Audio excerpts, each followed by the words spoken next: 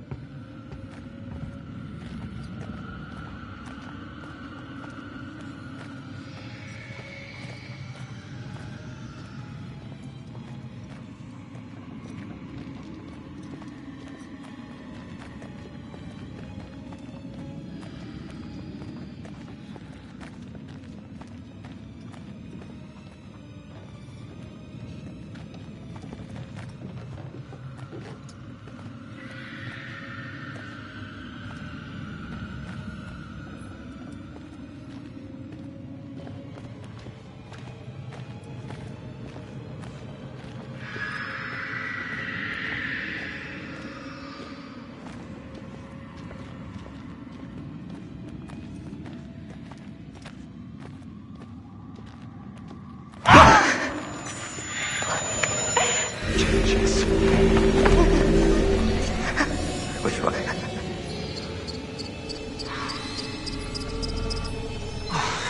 Jess, come on. Come on, come on.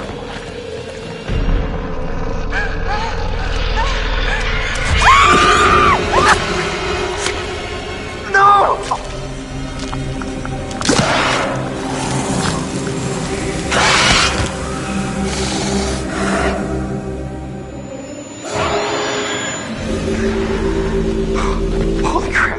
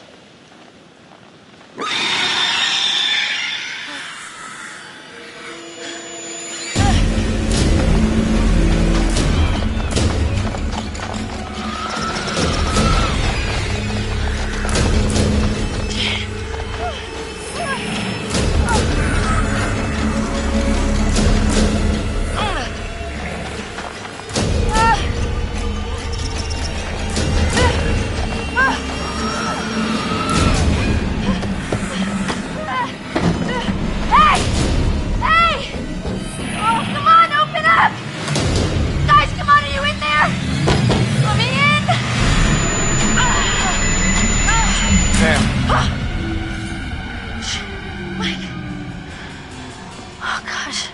You look terrible. Gonna look worse if we stay out here. Come on.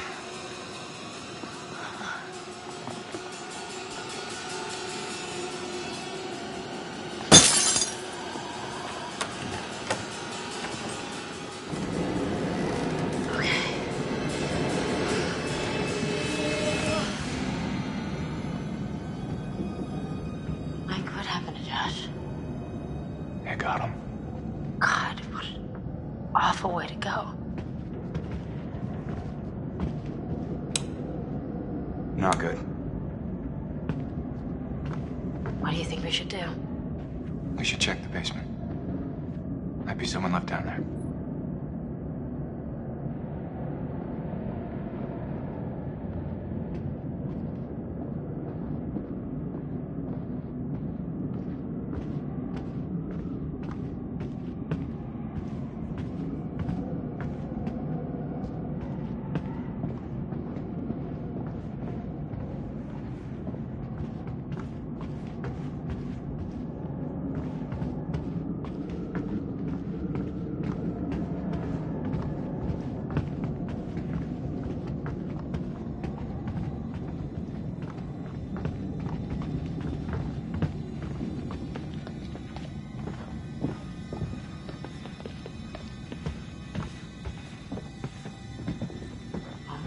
How do you rate our chances of survival? I'm trying not to think about it.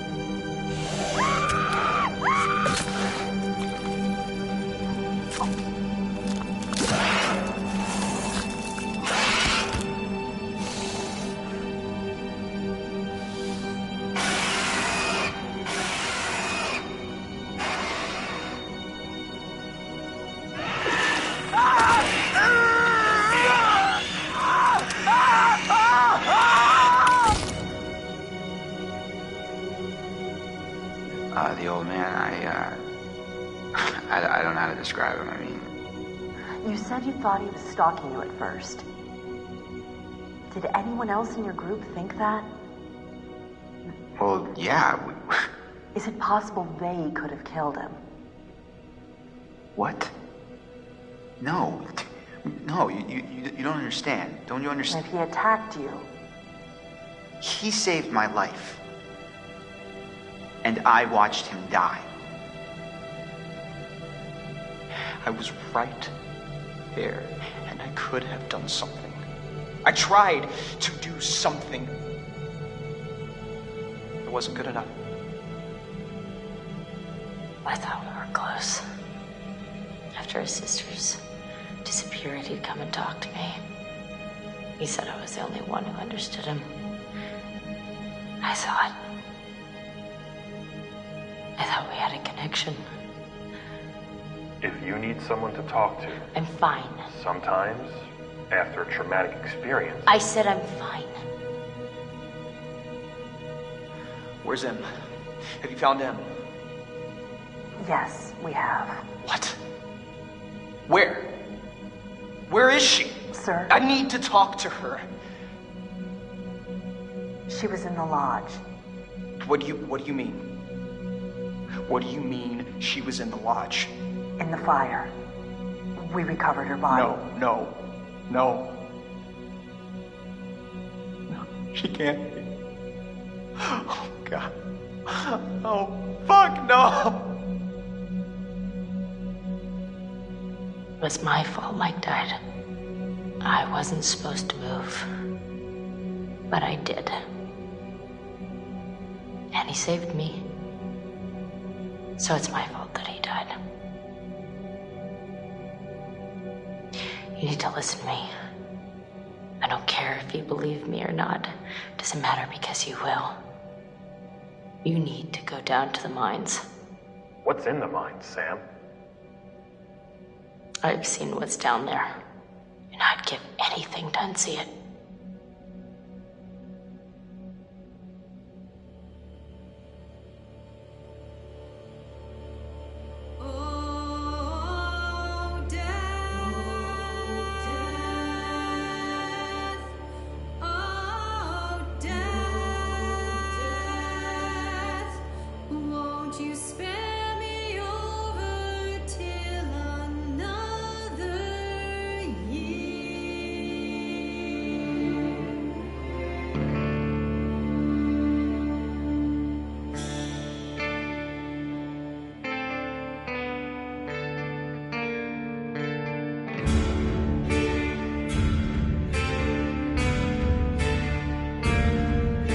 Well, what is this that I can see with eyes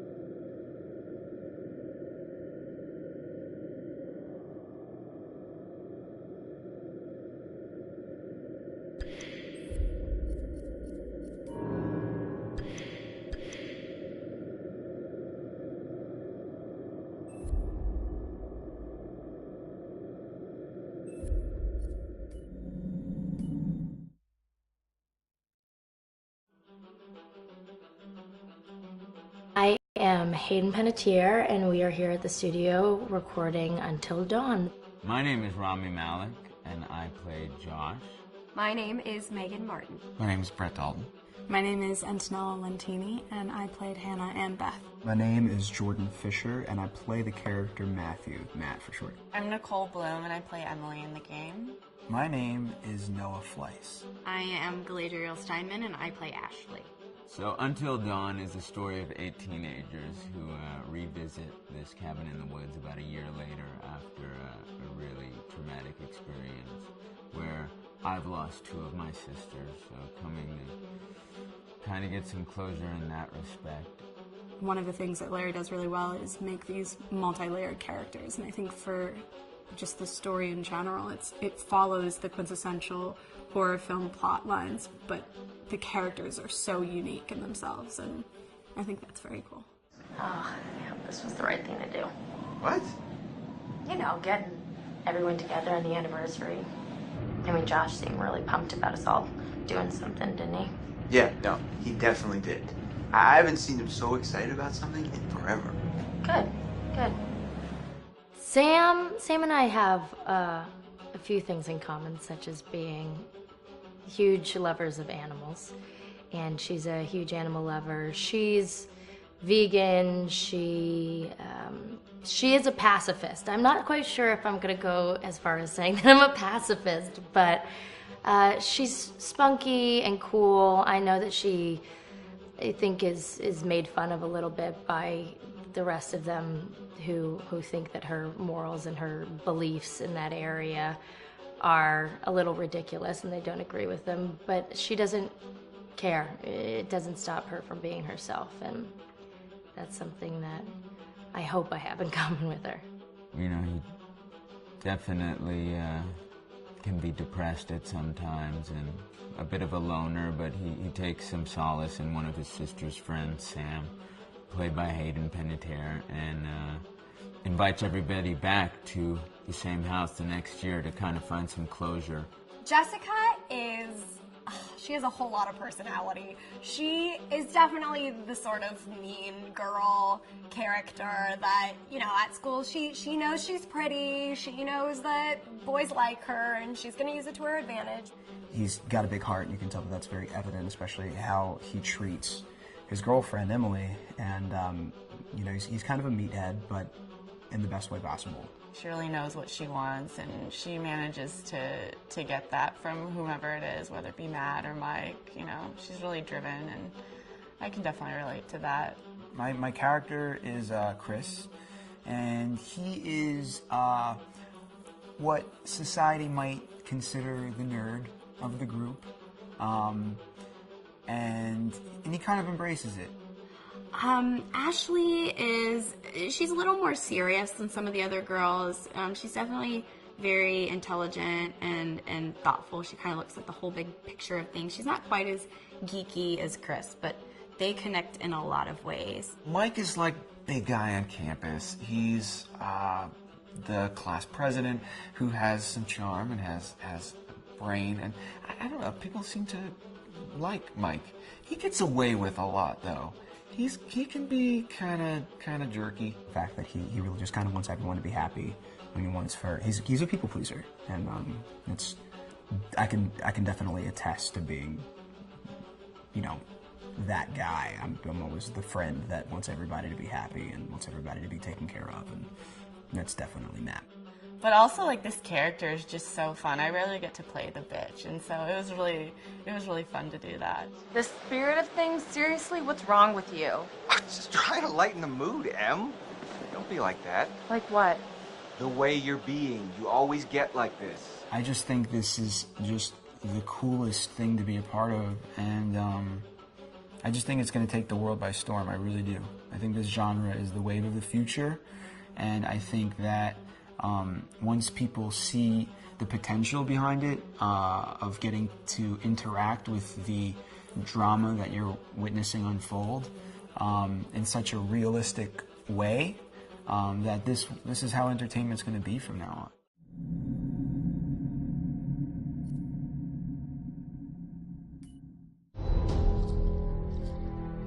Hi, this is Lee Robinson, production designer on Until Dawn. The production design for Until Dawn started with the great teen horror script that sets the characters in a Canadian winter mountain lodge, being a contemporary setting with visual clues derived from classic films of that genre, such as Hitchcock's Psycho and Stanley Kubrick's Shining. The storyboards are vital to the production design, as it allows the designer to understand the scale of the environments to be made and the detail that would be seen to create the atmosphere of a horror. This took us into concepts that took these storyboards further, visualizing the world through the color palette, the lighting, tone and the mood, and developing key locations such as the lodge, the cable car stations, the forests themselves, the wilderness. As you can see, the environments and atmospheres change quite a bit from warm and inviting to cold and threatening. The Millionaire's Mountain Lodge was a key example. It was designed to be made from nearby stone and timber, embedding it into the landscape, with a contrasting and contemporary interior needing to be opulent and extravagant. We created dark and claustrophobic corridors with ominous and large open spaces, almost cathedral-like in size, and with huge structures to silhouette and dwarf the characters within, providing a labyrinth to explore and wander. Each character was developed with a strong visual identity in mind, with contrasting colours, tones and silhouettes to identify them, each to have their own texture, pattern and shape, so that when they were lined up you could always identify them. The costume designs allowed a range of clothes that would suit them for the cold winter weather, but also have an element of style and individualism, so that the audience could look at them and relate, recognizing themselves within them. A lady would like to cuddle up with her man by a nice cozy fire bathed in atmospheric mood lighting. Right. It'll get plenty toasty once we're rubbing up against each other. Mike. Yeah. Fire and mood lighting. Yes. Working with the lighting artists, we really brought the look and feel of the world together, and this required a thorough understanding of the visual language of teen horror. A key scene was where all the characters emerge out of the rear of the lodge chasing Hannah. A contrast is evident straight away from the exterior wilderness to the warmth of the lodge. The attention to character lighting here is through the bounce and rim lighting, accented colours and composition, creating characters that come from the dark into the light and back again with an emotional effect. Guys, there's someone outside. What the hell? Hannah! What's going on? Where's my sister going? It's fine. She just can't take a joke. It was just a prank, Han.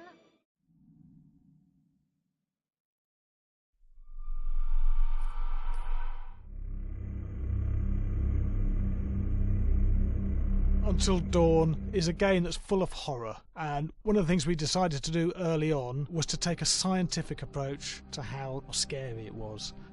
So we did experiments on people and we measured their responses to the game. We've created a test area. It's as close to a home setup as we can get it. We've recruited ordinary people to play the game and we've left them to play it on their own. You're turning the light off.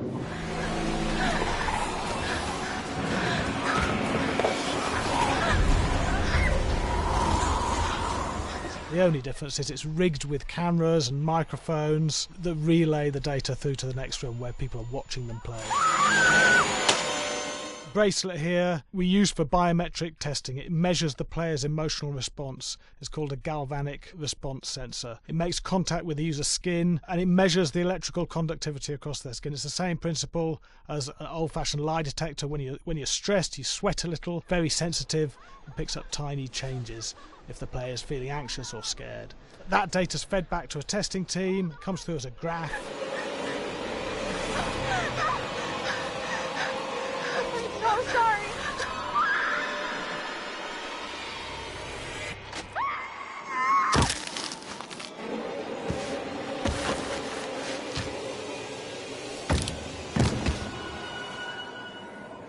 There's no point testing 1 or 2 people, you have to test a lot of people. Hey, watch your step.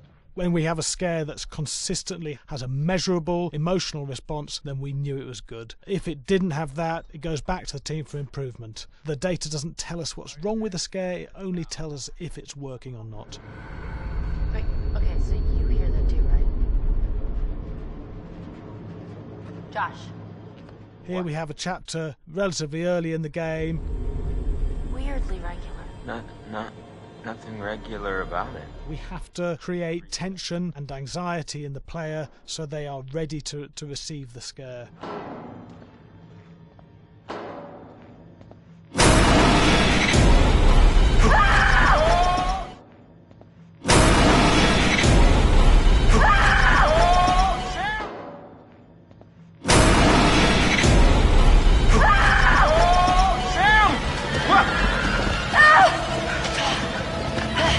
Give the player time to recover, to cool down, to calm down, and then start building the tension again before we do the next scare.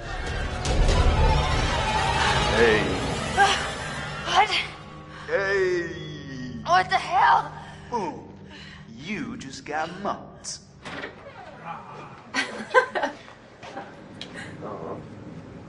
Yeah, I have such an adrenaline high from that game. There's 2 things we found. One is we could look at the scares, analyse if our expected scares were working effectively. Were people shrieking and covering their hands, or were they getting an emotional response from it? And being scientific about it means that we strip out people's opinions about whether things are working or not. We've got data, and we look at the data. If it's working, we're happy with it. Really scary. Bit scared and wanting to get away. I actually maybe a bit scared to play it on my own, but in a room with the lights on, yeah, with some other people as well, yeah, maybe. But because I'm a scaredy cat, I would play with someone in the room and the lights on. It was one of the scariest games I've played in a long while.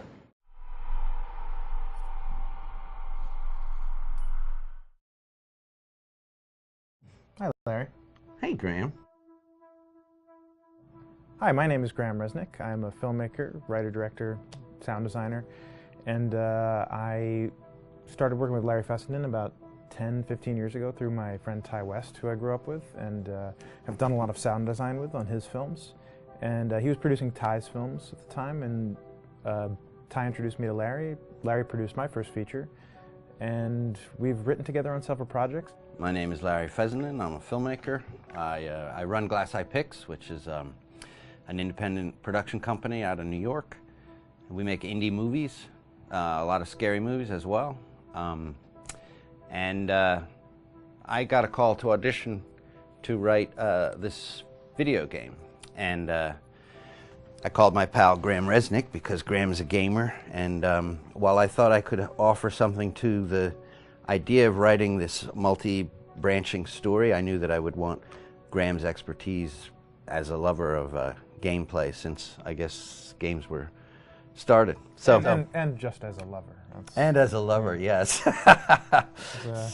Just why there's so many sex jokes in the game. There was one Italian website that did say the Larry Fessenden right. and Graham Resnick, the 2 lovers behind Until Dawn. Come here. Maybe I know how to handle you too. I am definitely ready to be handled. So I wanted Graham by my side. Yeah, and we got the gig, and it's been an amazing ride. Oh, hell yeah. Oh my god, she's taking her shirt off. What? Oh my god. Matt, what are you doing here?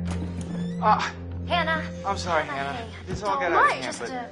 So in the game, the basic setup is that a year prior to the game's start, all these kids had gone up to a ski lodge that was owned by the parents of one of the kids, or a couple of the kids, and some of the teenagers played a prank on some of the other teenagers, and a terrible tragedy occurred when a few of them, 2 sisters, ran out into a blizzard, and were never seen from again.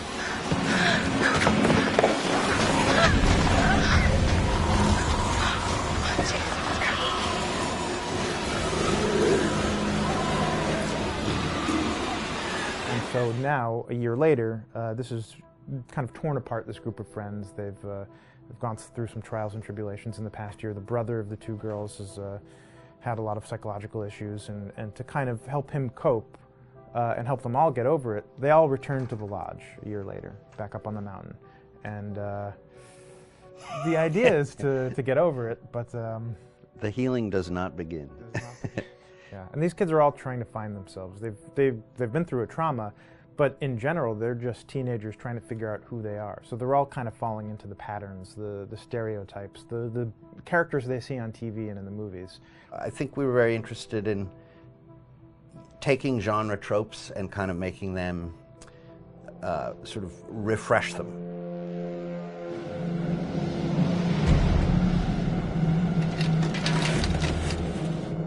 Hey, did you see that? Dad said it'd just be us this weekend. We're familiar with how slasher movies work. Most people have seen some horror movies, and we have established notions and preconceptions about the roles of the players in horror movies and how they talk and how they get killed and how they have sex. And to bring you into the game that way and then subvert a lot of those expectations was kind of our goal. They're haunted by some incident that happened in their past, which I think you pretty much figure out that that's going to have a role in their interaction. Yeah, so I think what was fun was we take some sort of stock characters and we try to give them some shape, but at least at the beginning they're recognizable in the way of groups of friends. There's the jock and the bitchy girl and the rivalries between everyone. And oh my gosh, and really fun characters too. Like we just had so much fun living in the minds of these characters through writing the script. What do you think? Jesus! It was fun. I think we were looking to get that kind of banter that you see both in movies, but also that you absolutely have with friends and sort of those inside jokes. And of course, as writers and as friends ourselves, we sort of developed little tracks and we try to give the characters that kind of vibe.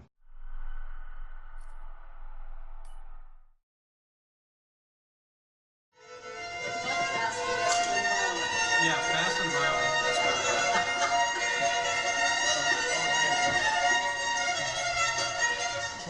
All right, from the top.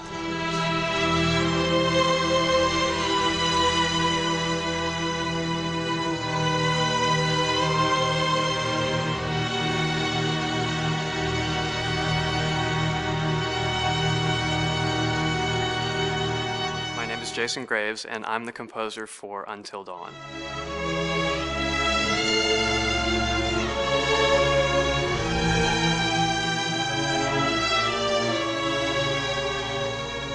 I've been involved with Until Dawn for about a year now. Originally, I was contacted by Barney Pratt, the audio director. I think that had something to do with my lineage of horror games, and hopefully not the fact that my last name is Graves, although a lot of people seem to associate my name with scary music.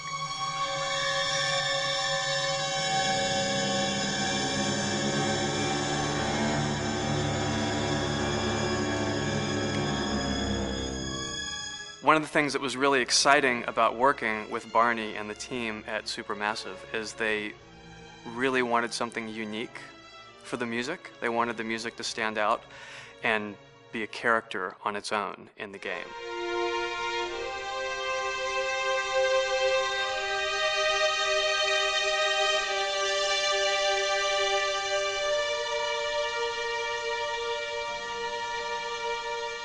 When I'm first starting on a new score, and it doesn't matter if it's film, television, or games, I always end up going to the main theme. Sometimes the developer or producer isn't even necessarily interested in the main theme at the beginning. I just want to do it for myself, because for me the main theme is the identity of the game. It establishes the mood, the atmosphere, and the character of the music and how it's going to be playing in the background. And that's what we did with Until Dawn. That was actually my demo pitch to Supermassive Games. I put a main theme together, recorded all the instruments at my studio, and sent it to them. And they liked it. We actually ended up recording that exact theme, all the instruments and everything, live here at Ocean Way, probably 9 months ago. And that's what we've been using in all the demos for the game, and that's the final version of the theme that is the main theme that you'll hear on the menus and in some key pieces of gameplay.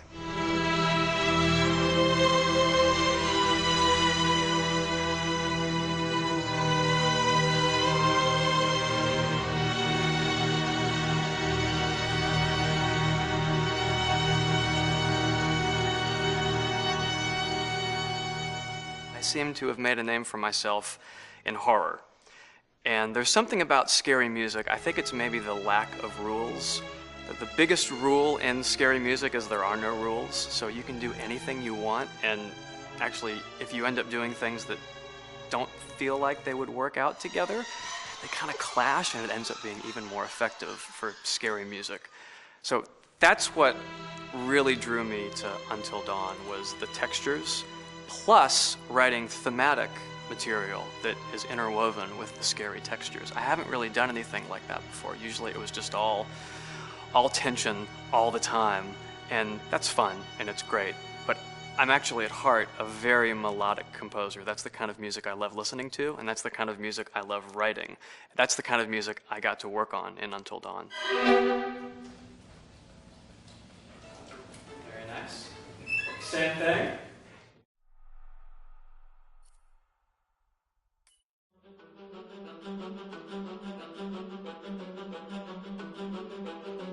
My name is Will Biles, Executive Creative Director of Until Dawn.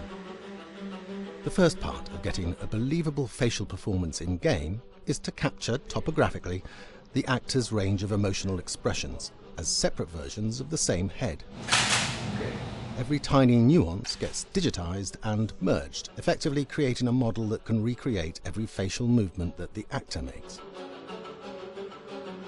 Once the topography has been recorded, the actor's performance itself can be captured by using a predetermined set of marker points drawn precisely on the face and a high-def helmet cam, wirelessly linked to capture devices. The camera is the small box where it looks like the microphone should be. Outro Sam.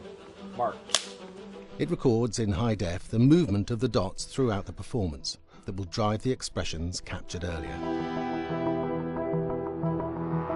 Unlike other systems, this form of capture is far less lossy because there are fewer interpretations between performance captured and performance rendered finally in-game.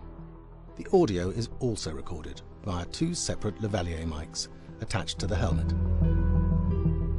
It takes a while for the actors to acclimatise to carrying around the recording devices and the helmet cams, but very soon the shoot becomes similar to any other effects shoot or a green screen shoot.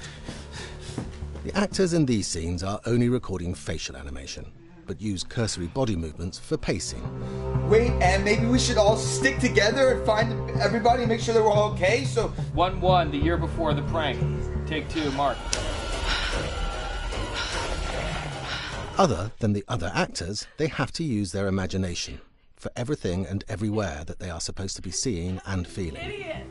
So dumb! From a hot midday studio in Los Angeles to a freezing midnight mountain in British Columbia.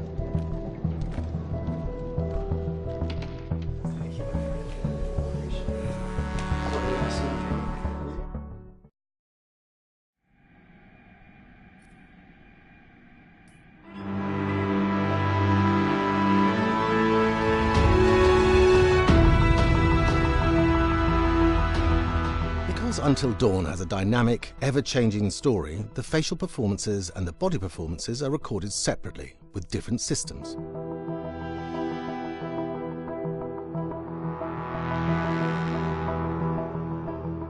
With the body capture, we use reflective bead suits and an infrared camera matrix system that drives the CG bone hierarchies in our character models. These performances cover everything from character locomotion, scene-specific performances and stunt work, most of which was recorded at studios in Pinewood and Shepperton, near London. Hannah! Hello? Combining all the elements seamlessly in the final game becomes a formidable editing and logistical task. Every variation, both physical and emotional, must be combined in these multi-edits. Scaffolding props have to stand in for the sets, because the hundreds of infrared cameras have to be able to see all of the reflective beads on the actor.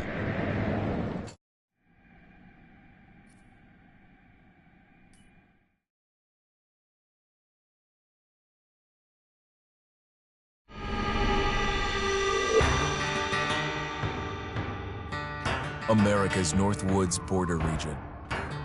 Within this land of 10,000 lakes and miles of dense timber, a hideous creature is believed to lurk. The North Woods is probably one of the last frontiers in America. There's still a lot of places in this area that hasn't been set foot by man. Monsters and mysteries exist here because it is remote. Up in the North Woods, winters are long. In times of biting cold and isolation, a devouring monster is believed to come forth. It's terrorized native people for generations. Growing up, I was told, like, don't go outside, the Wendigo will get you.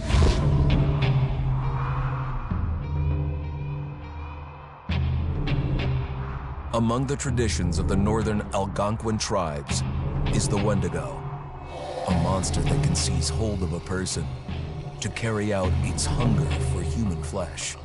Many Native Americans fear even talking about this Wendigo, and even the mention of the name will let the Wendigo find out where you are, and it will open you up to be possessed by this Wendigo. The most famous case of a Wendigo possession took place in 1879 in the deep woods outside of Edmonton, Alberta. Swift Runner, a Cree Indian, was a trapper and a guide. He had left town the previous autumn with his wife, 6 children, and his mother. But when Swift Runner returned in spring, he was alone. Swift Runner came into a nearby village telling this heartbreaking tale. I had to watch them starve to death. Of his family being killed by starvation, and that he was the only survivor. My whole family gone. It wasn't hard to understand a family falling victim to a brutal winter. To even not. Yet something was suspicious about Swift Runner. He was a strapping man, and he came into town weighing over 200 pounds. It didn't look like somebody who had just weathered a terrible winter. He wasn't malnourished, didn't look like he was starving. He looked healthier than ever. After a few nights, it became clear that something was wrong. He started having night terrors, screaming in his sleep. I am the Wendigo! Villagers alerted the police. Swift Runner actually guided them back to his winter cabin. When they got there, that's when they saw the true horror.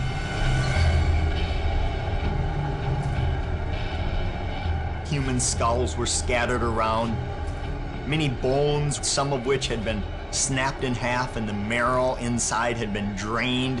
They had never seen anything like it. Swift Runner had killed his entire family, shooting them, hitting them with an axe, strangling, and then eating most of their bodies.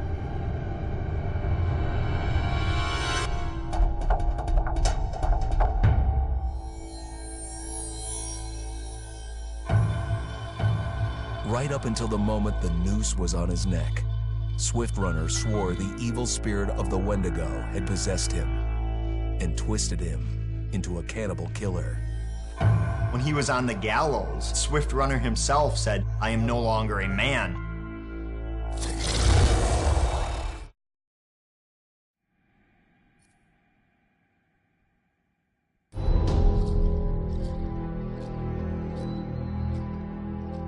Just move over there. Go on, move. Let me say what I came to say. I'm here to tell you what you're up against being back on this mountain. You should never have returned. I don't know why you did after what happened last year. You mean with Hannah and Beth? Yeah, how could you know without being involved? I don't take kindly to you kids coming up here to my mountain. Your mountain. The mountain don't belong to me, it's true. But it don't belong to the Washingtons.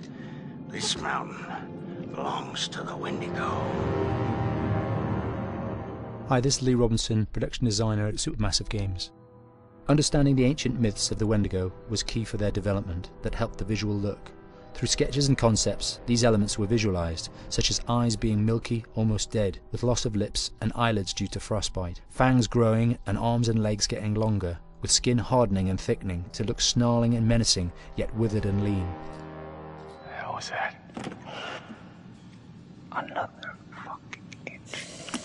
piece of... Fingers and toenails extending like claws, allowing them to climb effortlessly. We made them look gaunt and weathered, and having ragged remains of clothes they wore.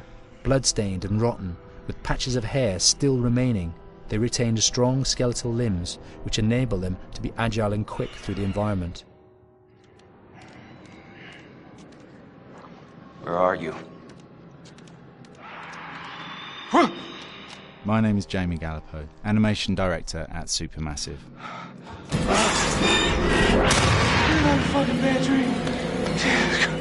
The overall direction on the creature was to be very strong, to be extremely fast. We wanted a spider-like movement to the creature. 1 minute scampering to leaping and then crawling, almost instantaneous. And finally, we wanted the creature to have this real, uncontrollable thirst for flesh.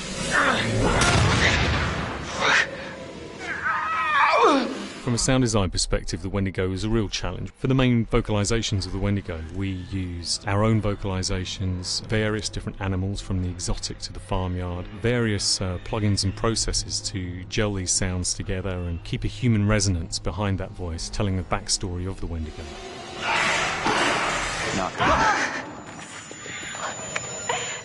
During the chase sequences, the anger of the Wendigo is felt by encircling breaths, screams and screeches that essentially chase you as you're being chased by the Wendigo.